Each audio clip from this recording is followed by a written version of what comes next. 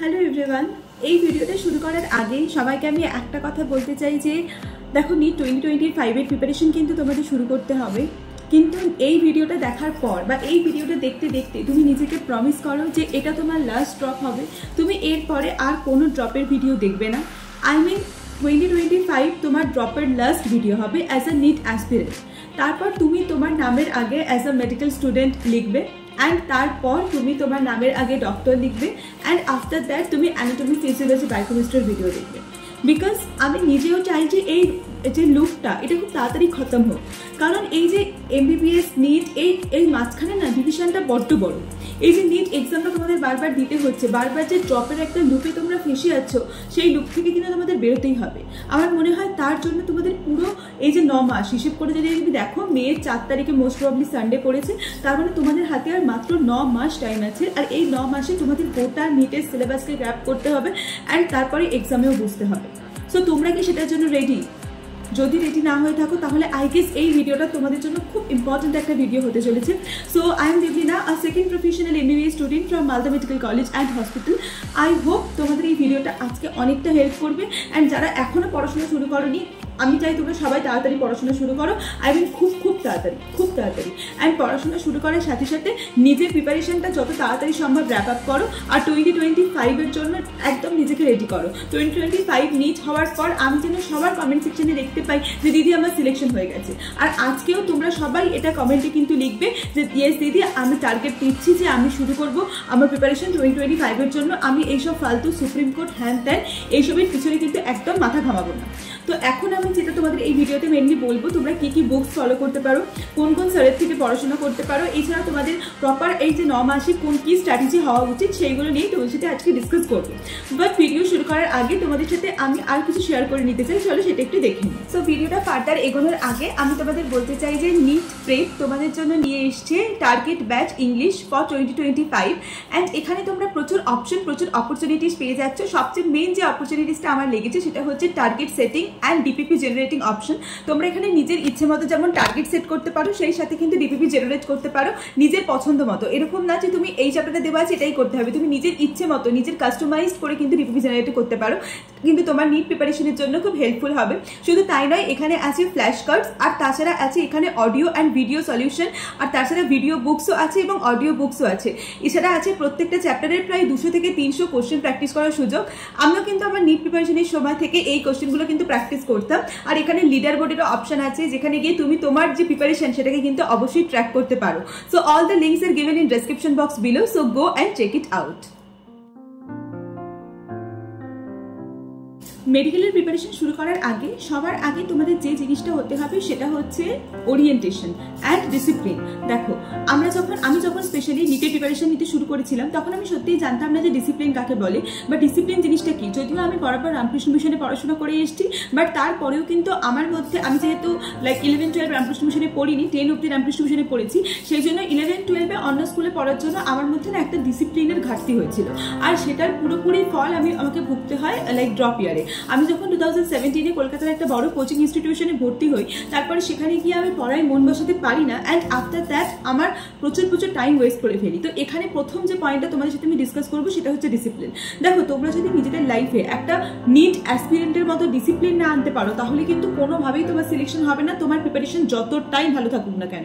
আমার চোখে দেখা এরকম অনেক ছেলে আছে মক টেস্টে 570, 580, 600 এরকম নাম্বার পেয়েও যখন সে অরিজিনাল নিটে গেছে তখন 530, 540, 520 এরকম নাম্বার পেয়ে গেছে। আর তোমরা সবাই জানো যে জেনারেল কাস্টে দাঁড়িয়ে এরকম নাম্বার নিয়ে কিন্তু কোনোভাবেই নিটের সিলেকশন পসিবল নয়, ঠিক আছে? তো আমি সেজন্য বলবো ডিসিপ্লিন হও। এখন তোমরা আমাকে বলবে যে দিদি ডিসিপ্লিন হবো কি করে? তো ডিসিপ্লিন হওয়ার জন্য আমার মনে হয় সবার আগে যেটা দরকার সেটা হচ্ছে একটা প্রপার ঘুমোতে যাওয়ার টাইম, একটা প্রপার শুতে যাওয়ার টাইম। এবার তোমরা আমাকে এটাও জিজ্ঞেস করতে পারো যে দিদি মাঝে মাঝে এতটাই প্রেশার হয়ে যায় যে ঘুমানোর টাইম ঠিক থাকে না, মাঝে মাঝে বন্ধুর সাথে কথা বলা থাকে তখন ঘুমানোর টাইম ঠিক থাকে না, তো কি করবো? সো দেখো, এই 1 বছর নিজের লাইফের বেস্ট দাও অ্যান্ড এই 1 বছর নিজের লাইফ থেকে যত রকমের ডিস্ট্রাকশন আছে, সেটা বন্ধু হোক, গার্লফ্রেন্ড হোক, বয়ফ্রেন্ড হোক, যে কোনো কিছু, খেলা হোক, গেম খেলা হোক, ঘুরতে যাওয়া হোক, যে কিছু ডিস্ট্রাকশন আছে সেই সবগুলোকে সরিয়ে দাও। এটা হচ্ছে প্রথম কাজ। প্রথম ডিস্ট্রাকশনকে সরাতে হবে অ্যান্ড সেকেন্ডলি ডেডিকেটেড হতে হবে। আমি সবার আগে একটা কোশ্চেন তোমাদের সবার কাছে জানতে চাই, যেটা আমি আমার নিট প্রিপারেশনের সময় একজন স্যারের ভিডিও দেখেছিলাম। উনি ওনার ভিডিওতে বলেছিলেন যে তুমি কেন ডাক্তার হতে চাও, এই রিজনটা কি? তো আমি চাইবো যে এখানে তোমরা ভিডিওটা পজ করো অ্যান্ড কমেন্ট সেকশনে গিয়ে সবাই লেখো যে তোমার রিজনটা কি, তুমি কেন ডাক্তার হতে চাও। আমি রিজনটা অবশ্যই জানতে চাই, কারণ বিশ্বাস করো যদি এই ওয়াই রিজনটা কারোর কাছে ক্লিয়ার না থাকে তাহলে কিন্তু তার মধ্যে কোনোভাবেই ওই মোটিভেশনটা কাজ করবে না যে তোমাকে নিট পেতে হবে, তোমাকে নিট ক্লিয়ার করতে হবে, তোমাকে এমবিবিএস লাইক পেতে হবে, এই জিনিসটা কাজ করবে না। কি রিজন? সেটা যে কোনো রিজন হতে পারে। তোমার এমবিবিএস এর লাইফস্টাইল ভালো লাগতে পারে, তোমার একটা সিকিউর লাইফ চাই, তোমার টাকা কামানো হতে পারে, তোমার ফ্যামিলির কারো ড্রিম হতে পারে, তোমার ড্রিম হতে পারে, সেটা যে কোনো কারণ হতে পারে। আমি চাই যে তোমরা সবাই সেটা কমেন্ট সেকশনে লেখো। তো ডিসিপ্লিনের মধ্যে এটা যেমন পড়ে, সেই সঙ্গে আরও একটা জিনিস পড়ে, সেটা হচ্ছে মোবাইল ফোন থেকে নিজেকে দূরে রাখা। কারণ তুমি দেখো এখন আমাদের সবার কাছে এত সোশ্যাল মিডিয়া আছে, হোয়াটসঅ্যাপ, ফেসবুক, ইনস্টাগ্রাম, আমাদের ডিস্ট্রাকশন হওয়ার কিন্তু মানে জিনিসের অভাব নেই। শুধু তাই নয়, এখন তো মানে আমরা ইনস্টাগ্রাম রিলস যেভাবে করি তাতে মনে হয় না যে আগে তো লোক তবু ইউটিউব ভিডিও খুলে ইউটিউব দেখতো, মানে ইউটিউব ভিডিও দেখতো, কিন্তু এখন তো লোক সেসবও দেখে না। এখন জাস্ট ওই 0.1 সেকেন্ড 0.2 সেকেন্ডের রিলস মানে স্ক্রল করে করে চলে যায়। এটার জন্য মেইনলি যেটা প্রবলেম হয়, আমারও হয় মানে পার্সোনালি, কারণ আমি নিজেও রিলস দেখতে খুব ভালোবাসি। সো এনিওয়ে, তো আমারও এই প্রবলেমটা হয়, সেটা হচ্ছে ডিস্ট্রাকশন। মানে আমাদের মাইন্ড না কোথাও একটা জায়গায় চুপ করে বসেই না, আমাদের মাইন্ড না কোথাও একটা জায়গায় শান্ত হয়ে থাকতেই পারে না। ওই যে ফোকাসড ব্যাপারটা ওটাই কমে গেছে। তার জন্য কি হচ্ছে, পড়াশোনায় মন বসছে না, বা পড়তে বসলেও অনেক সময় তো এরকম হচ্ছে যে বারবার উঠে যেতে ইচ্ছা করছে, বারবার একটুখানি পড়ছি একটুখানি মোবাইল ঘেটে নিচ্ছি, একটুখানি পড়ছি একটুখানি গল্প করে নিচ্ছি ফোন করে। এই যে জিনিসগুলো, সবার আগে নিজের সেলফ ওরিয়েন্টেশনটাকে ঠিক করো, তবে তো গিয়ে পড়াশোনায় ঢুকতে পারবে। এটা 1 নম্বর। 2 নম্বরে আমি তোমাদের যেটা বলতে চাই সেটা হচ্ছে বুক স্টাডিজ অ্যান্ড কোচিংস। দেখো আমাকে অনেকেই জিজ্ঞেস করো যে দিদি কোন বই ফলো করবো, তো আমি কিন্তু তোমাদের অনেক বুকস মানে নিয়ে অলরেডি ভিডিও বানিয়ে দিয়েছি। তবে আমি এটাই বলবো যে তোমরা যে কোচিং ইনস্টিটিউশনে পড়ছো সেখানকার মডিউল ফলো করো, কারণ সেটা সবচেয়ে বেস্ট হয় এখনকার সময় দাঁড়িয়ে। আর বাকি এনসিআরটি যে পড়তে হয় সেটা তো আলাদা করে তোমাদের বলার কিছু নেই, তোমরা সবাই জানো এনসিআরটি পড়তে হয়। এখন রিডিউসও হয়ে গেছে সিলেবাস, 72টা মাত্র চ্যাপ্টার্স আছে অ্যান্ড তোমাদের কাছে আছে 9 মাস। তার মানে পার মাস যদি তোমরা, আমি ছেড়ে দিলাম, আমি লাস্ট 3 মাস ফর রিভিশন অ্যান্ড অল ছেড়ে দিলাম, যদি 6 মাসে যদি তোমাদের হাতে থাকে, তার মানে 6 মাসে কিন্তু তোমাদের 12টা মানে 72টা চ্যাপ্টার্স কিন্তু তোমাদের ক্লিয়ার করতে হবে। মানে পার মান্থে বুঝতে পারছো 12টা করে চ্যাপ্টার ক্লিয়ার করতে হবে যদি তুমি একটা বা একবার করে সিলেবাস শেষ করতে চাও। তো নিশ্চয়ই তোমাদের একটা করে সিলেবাস শেষ করলে হবে না, তার উপরে ফিজিক্সের বড় বড় সিলেবাস আছে, ফিজিক্সের বড় বড় ভিডিও লেকচার্স আছে, সেগুলো দেখে নোটস বানানো আছে, অনেক কাজ। তো আর কিন্তু আমি বলবো না তোমরা কেউ টাইম ওয়েস্ট করো, জলদি করে এনসিআরটি পড়া শুরু করো, স্যারের নোটস ফিজিক্সের ফিজিক্যাল কেমিস্ট্রির জন্য স্যারের নোটস পড়া শুরু করো, আলাদা করে কোনো বই করার দরকার নেই। বায়োলজির জন্য আমি বলেছিলাম একটা ডক্টর আলী বলে একটা বইয়ের কথা বলেছিলাম, তো ওই বইটা তোমরা অবশ্যই ফলো করতে পারো, আমার তো বেশ ভালো লেগেছিল বইটা, আমি করতাম ফলো। আর নাম্বার অফ কোশ্চেনও অনেক আছে, ঠিক আছে। একটা জিনিসকে বারবার করে পড়তে শুরু করো, এটা 1 নম্বর। 2 নম্বর 3 নম্বর কথা আমি যেটা বলেছি হচ্ছে পিওয়াইকিউ। আমি জানি না, আমার এটা খুব মনে হতো, আমাকে সবাই বলতো আমি যখন প্রিপারেশন নিতাম যে পিওয়াইকিউ থেকে কত আর আসবে, ওই 20-30% আসবে, তাতে আর কি হবে। কিন্তু আমি তখন সবাইকে বলতাম যে আমি এখন তোদেরকে বোঝাতে পারছি না জিনিসটা, কিন্তু আমি যদি নিট ক্লিয়ার করে যাবো না, সেদিন আমি সবাইকে বলবো যে 70-80% কোশ্চেন না পিওয়াইকিউ থেকেই আসে বা পিওয়াইকিউ থেকে ঘুরিয়েই আসে। আর সেটাই আমি তোমাদের এখন বলতে চাই যে দুটো পিওয়াইকিউকে মিক্স করে একটা নতুন কোশ্চেন হয়ে যায়, আমরা বুঝতেও পারি না সেটা নতুন কোশ্চেন। তুমি যদি শুধু পিওয়াইকিউ করে যাও না, তাহলেও তুমি 500 থেকে 550 নাম্বার আরামসে তুলতে পারবে, আরামসে। বাকিটা তোমার নিজের হার্ডওয়ার্ক এক্সট্রা কিছু করলে সেটা। তো তার জন্য যেটা সবচেয়ে বেশি দরকার সেটা হচ্ছে পিওয়াইকিউর মাল্টিপল প্র্যাকটিস, পিওয়াইকিউর মাল্টিপল রিভিশন। কারণ তুমি যদি পিওয়াইকিউ প্রপারলি প্র্যাকটিস না করো, পিওয়াইকিউ প্রপারলি রিভিশন না করো, কারণ দেখো একবার করে পিওয়াইকিউ করে যেতে তো আমরা সবাই পারি, কিন্তু একবার করে পিওয়াইকিউটা করলে হবে না, ওটার মাল্টিপল টাইম রিভিশন করতে হবে। এমন করে পিওয়াইকিউ করতে হবে যেন পুরো হাতে মানে নখের ডগা চলে আসে, তুমি যেন একবার দেখলেই তুমি আনসার বলে দিতে পারো, এটাই কিন্তু করতে হবে, ঠিক আছে। আর কেউ এরকম করবে না, পিওয়াইকিউ মুখস্থ করার চেষ্টা করবে না, বারবার করতে যেন মুখস্থ হয়। এরকম না যে তুমি পিওয়াইকিউ দেখলে উত্তর মুখস্থ আসে বসিয়ে দিলাম, না, পিওয়াইকিউ দেখবে, সলভ করবে, যেটা করার করবে, তারপরেই উত্তর বসাবে। Physical chemistry, physics, inorganic, organic, biology সব করার ক্ষেত্রেই বললাম। অনেকে বলে থাকে যে বায়োলজির ক্ষেত্রে হয়তো পিওয়াইকিউ ইম্পর্টেন্ট হয় না, বাট বিশেষ করে অনেক আগের পিওয়াইকিউ মানে 2007-2008 যে পিওয়াইকিউগুলো আছে ওগুলো থেকে যদি কোশ্চেন আসে, ইভেন আমাদের সময় তো একটা এসেছিল, ওই ডাইরেক্ট 7 বা 6 থেকে একটা কোশ্চেন এসেছিল, সেটা ডাইরেক্ট জিজ্ঞেস করা হয়েছিল নিটের পেপারে। তো যদি তুমি দেখো অরিজিনালি তাহলে কিন্তু দুটো উত্তর ঠিক হতো, কিন্তু যেহেতু নিটের পেপার ওইখানে মানে 7 এর আনসারে বা 8 এর আনসারে যেটা ছিল সেটাকে কিন্তু আলটিমেটলি রাইট স্কোর বলে ধরা হয়েছিল। আর আনফর্চুনেটলি আমার ওই মার্কসটা মানে কাটা গিয়েছিল, কারণ আমি যেটা অরিজিনাল সেটা লিখে এসেছিলাম। তো এরকম একটা ব্যাপার।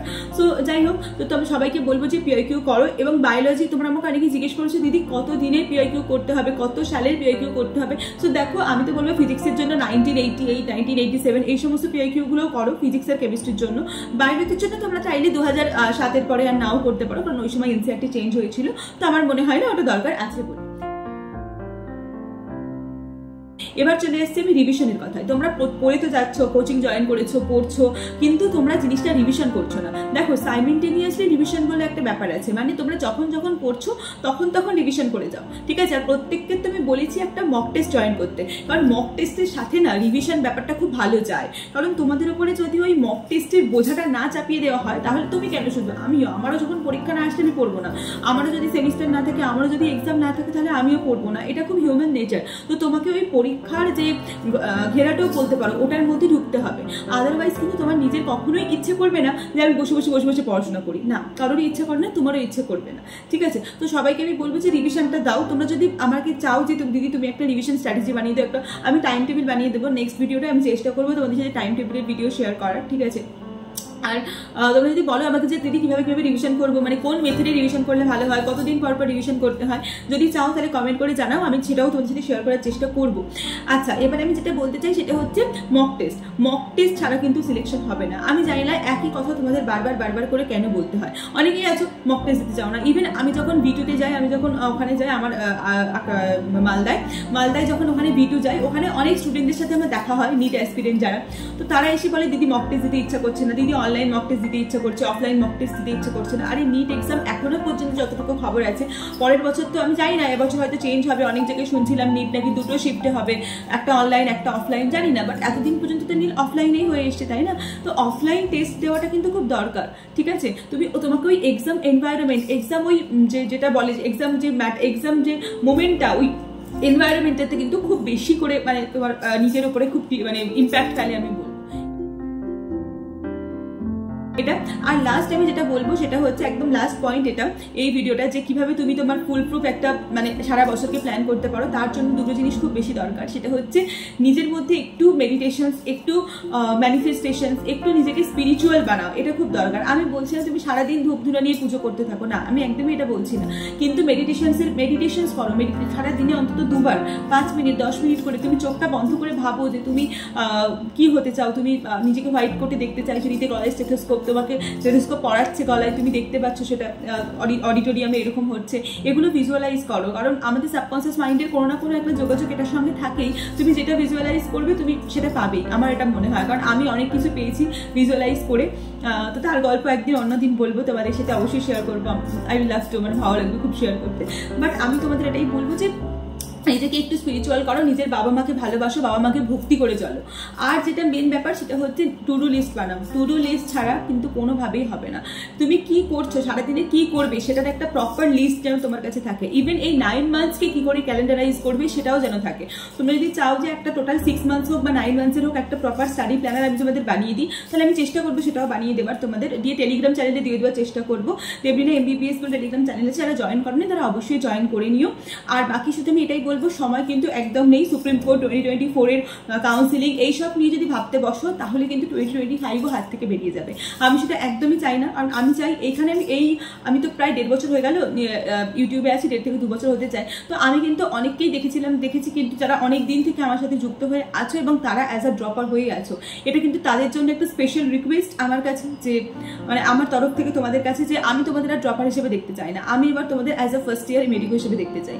সো এটা আমার জন্য যেমন ভালো হবে। আমি কিন্তু আমি খুব চেষ্টা করবো তোমাদের সাথে একটা মিট এন্ড গ্রিট আপ করার, কিন্তু আনটিল আনলেস তোমরা মেডিকো হচ্ছে আমি তারপরে তোমাদের সাথে মিট আপ করবো। আমার অনেক পছন্দের মানুষ আছে, তো আমি চেষ্টা করবো তাদের সাথে মানে দেখা করার, কারণ আমার নিজের খুব ইচ্ছা তাদের সাথে দেখা করার। তো তোমরা অবশ্যই কমেন্ট করো।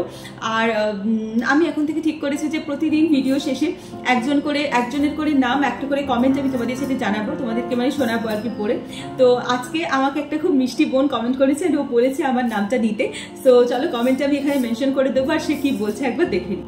আচ্ছা, তো যে বোনুটা আমাকে মেসেজ করেছে তার নাম হচ্ছে রিয়া, সরি মেসেজ না, কমেন্ট করেছে, তার নাম হচ্ছে রিয়া। তো রিয়া প্রথমে আমাকে লিখছে যে তোমার ভিডিও দেখে দেখে ইচ্ছে করে যে মেডিকেল কলেজে নেক্সট ইয়ারে যেতেই হবে, 2 আওয়ার্স করে ডেলি পড়া বাড়িয়েছি, থ্যাংক ইউ দিদি। সো আমি তোমাকে বলবো যে একদম তুমি অবশ্যই তোমার পড়াশোনা 2 আওয়ার্স কেন, তাহলে 5 আওয়ার্স করে বাড়িয়ে দাও। আর আমার ব্লগ দেখে যদি তুমি মোটিভেট হয়ে থাকো, একটু হলেও তোমার লাইফে হেল্প হয়ে থাকে, তো এটা আমার জন্য অনেক বড় ব্যাপার, সত্যি বিশাল ব্যাপার। আমি আরো ব্লগ দেওয়ার চেষ্টা করবো তোমাদের সাথে যদি সত্যি মেডিকেল কলেজের ব্লগ তোমাদের মোটিভেট করে থাকে। আর তুমি 2 ঘন্টা পড়া বাড়িয়েছো, আমি জানি না তোমার আগে পড়ার টাইম কি ছিল, আমি তোর করেই বলছি, জানি না তোর আগে পড়ার টাইম কি ছিল। তো তুই আরেকটু বাড়া পড়াটা, যদি 4 ঘন্টা 5 ঘন্টা পড়ে থাকিস তাহলে 7-8 ঘন্টা করেছিস, ঠিক আছে, আস্তে আস্তে আরো বাড়বে। থ্যাংক ইউ দিদি, সো মোস্ট ওয়েলকাম। এরকম ব্লগস দিও, একদম এরকম ব্লগস অনেক আসবে, সত্যি খুব ভালো লাগে আর ইন্সপায়ার হই। Thank you so much Riya. আর রিয়া, আমি তারপরে ওকে একটা রিপ্লাইও করেছিলাম, তারপরে ও আমাকে আর একটা রিপ্লাই দিয়েছিল, দিদি একটা রিকোয়েস্ট, আমার নামটা নিও দিদি কোনো একটা ভিডিওতে। সো দেখ রিয়া, তোর নাম কিন্তু নিয়ে নিলাম একটা ভিডিওতে। সো আই হোপ তুই এই ভিডিওটা পুরোটা দেখেছিস, অ্যান্ড তুই এই ভিডিওটা তোর নামটা নিলাম, তোর কেমন লাগলো সো অবশ্যই তুই জানাস, সো কমেন্ট করে কিন্তু জানাস। তো তোমরাও কমেন্ট করো, পরের ভিডিওতে আমি তোমাদের অনেকের নাম নেওয়ার চেষ্টা করব। আর আমি প্রত্যেকটা ভিডিওতেই চেষ্টা করব যে একজন করে কারোর নাম লাইক শাউট আউটই বলে, এটাকে কি বলে জানি না, সত্যি এত ইউটিউবের ভাষা আমি সত্যিই বুঝি না, খুব মানে শখে শখে ইউটিউবটা করি, তাই করতে ভালো লাগে, প্রফেশনাল ইউটিউবার তো নই আমি একদম। তো যাই হোক, so that's it for today's video. পড়াশোনা করতে থাকো, ভালো করে পড়াশোনা করো। আর এই সময়টা খুব ইম্পর্টেন্ট লাইফে, যখন তোমাকে স্ট্রাগল করে দাঁড়াতে হয় না, তখন সত্যি খুব ইম্পর্টেন্ট। আমি এই সময়টা পেরিয়ে এসেছি, একটা সময় এরকম ছিল যখন ভাবতাম যে এইসব মানে সিচুয়েশন থেকে বোধহয় আর বেরোতে পারবো না, বাট ফাইনালি এখন বেরিয়ে এসেছি, এখন অনেক ভালো লাগে যে হ্যাঁ সত্যি আমি কিছু করতে পেরেছি, আমি নিজের ড্রিমটাকে ফুলফিল করতে পেরেছি। তোমরা এখনো এরকম একটা জায়গায় আছো যেখানে হয়তো নিজের ড্রিমটা এখনো ফুলফিল করতে পারোনি, সো আমি বলবো যে তাড়াতাড়ি এই জায়গাটা থেকে বেরো। আর বিশ্বাস করো, হার্ড ওয়ার্ক আর স্মার্ট ওয়ার্ক ছাড়া কিন্তু এই জায়গা থেকে বেরোনো যায় না। স্মার্ট ওয়ার্কের থেকেও আমি বলবো হার্ড ওয়ার্কটা হয়তো অনেক বেশি প্রয়োজন হয়, কারণ যারা হার্ড ওয়ার্ক করে তারা কখনো ফেল হয় না লাইফে। So that's it for today's video. দেখা হচ্ছে পরের ভিডিওতে খুব তাড়াতাড়ি। বাই।